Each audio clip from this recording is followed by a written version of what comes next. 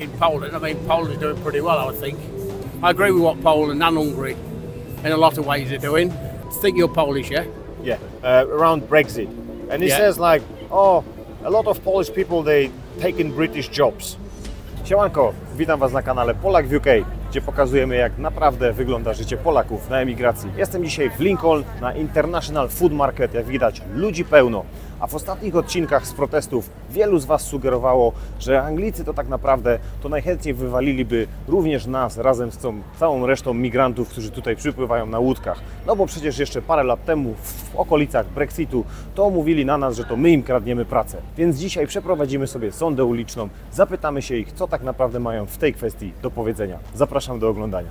Excuse me, mate, I'm doing a street poll. Can I ask a quick question? Go on. So, you know, there is a lot of going on about cost of living crisis in UK right now. Yeah. And a lot of people say in the media, like, countries like Poland became like Green Island because it's safer and more doing better economically. Do you think that's the case? I don't know. Because of the war in Ukraine, which I totally abhor, because I'm a Christian and it's two Christian nations, which, you know, well, Russia attacked Ukraine, which... So I don't know what I've got a friend who lives in Lviv. Okay. And he's from Lincoln, and he's been there quite a few years now. But so I don't really know what the economic situation in Ukraine has got to be terrible. But I don't know what it's like in Poland. I mean, Poland's doing pretty well, I would think. And have you ever been to Poland yourself? No. No.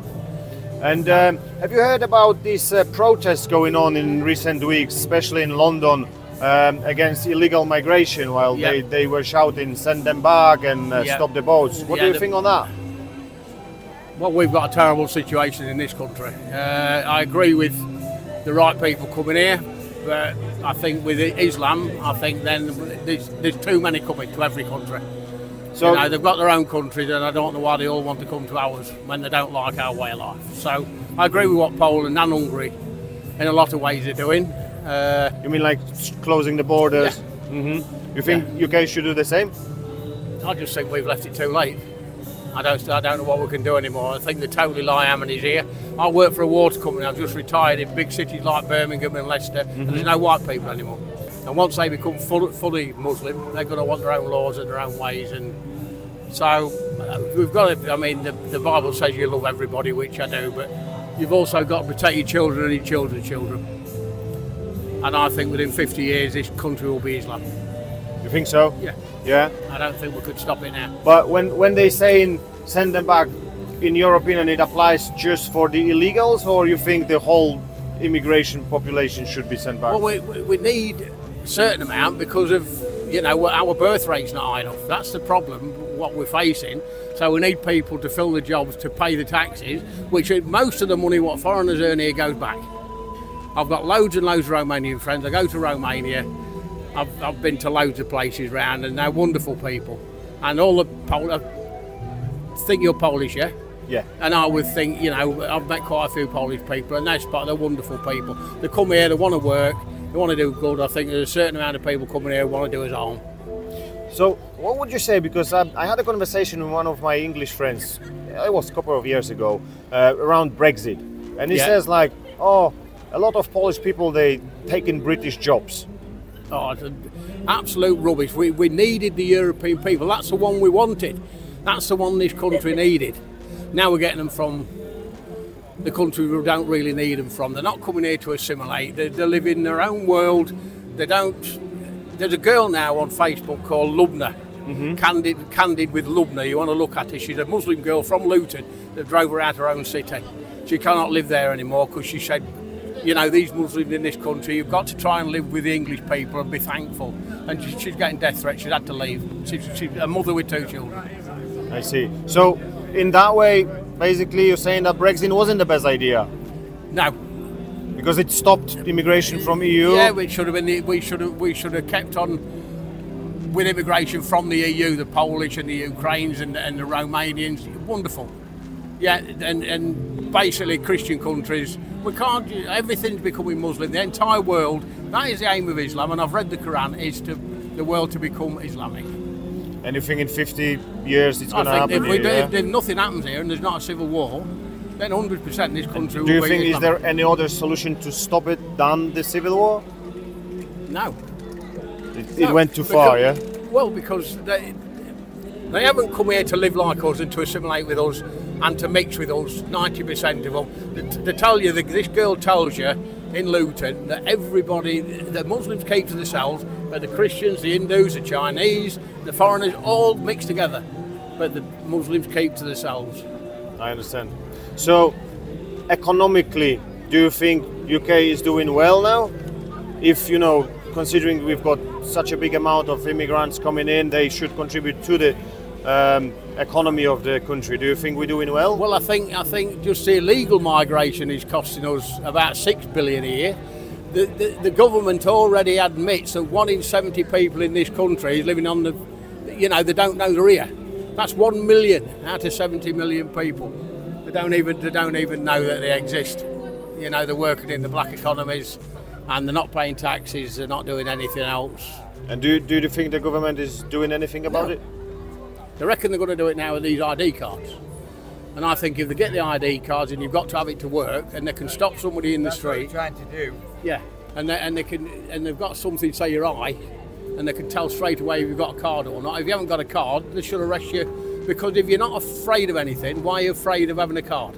I was married to a Russian girl, and I've been to Russia loads of times. They've got 2 passports, one to travel and one as an internal document, and they have to carry it. If they're stopped and they haven't got it, they're arrested until they can produce it. And we've got to do something, because there's a lot of people in this city, in every city, and they don't mean as good. In the long term, I mean, all these young men coming on these boats are all fit, healthy, young, fighting age men. And if we could speed up the process, so say in 2-3 months they're getting the permit and they go to work, would you be okay with that? Yeah, if there's jobs for them and they're willing to do that, and then that's going to make them pay the taxes and the rest of them. But they've also they've got to train our own people to do these jobs. I mean, all these people coming over to just be care workers from India and that, fine, we need them. I mean, my friend's a Romanian, she's a nurse in a night home. And she's got MS, she can only work 2 nights a week now, God bless her. And you know, they should say to the English people, especially the young ones, right, there's a job down there, if you don't do it, I'm stopping your benefits. And what about the announcement of the Farage, that if they win the election they will basically deport everyone?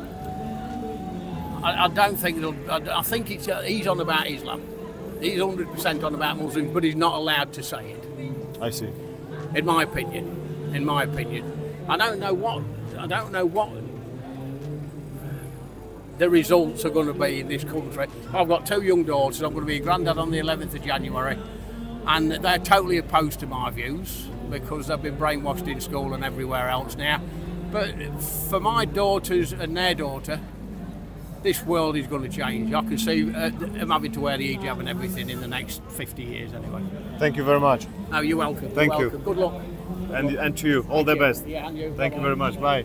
Jak generalnie oceniacie to, co słyszeliście w dzisiejszym odcinku?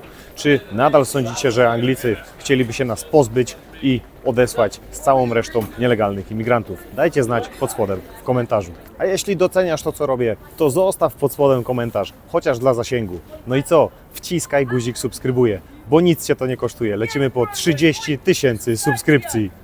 Nice one, guys. Thank you. Z polsko-brytyjskim pozdrowieniem. Nie zapomnij o lajku. Do zobaczenia. Cześć! Hej drodzy widzowie, jeśli moje filmy są dla Was pomocne, wartościowe, bądź po prostu doceniacie to, co robię, to możecie mi pomóc na 2 sposoby. Po wciśnięciu guzika subskrybuj pojawia się tam guzik wesprzyj. Wystarczy kliknąć. Albo możecie mi kupić kawę wirtualną. Poprzez link w opisie przejdziecie do strony Buy Me a Coffee. Każde wsparcie, nawet najmniejsze, bardzo się dla mnie liczy i pozwala mi rozwijać kanał, jeździć dalej, nagrywać więcej i lepiej. Specjalnie dla Was. A dla wspierających przewiduję też dodatkowe materiały i bonusy, szczególnie z tematów urzędowych Wielkiej Brytanii, ale również podczas live'ów, które już niedługo pojawią się na kanale. Będę wdzięczny za każdy, nawet najmniejszy gest. Dziękuję, że jesteście.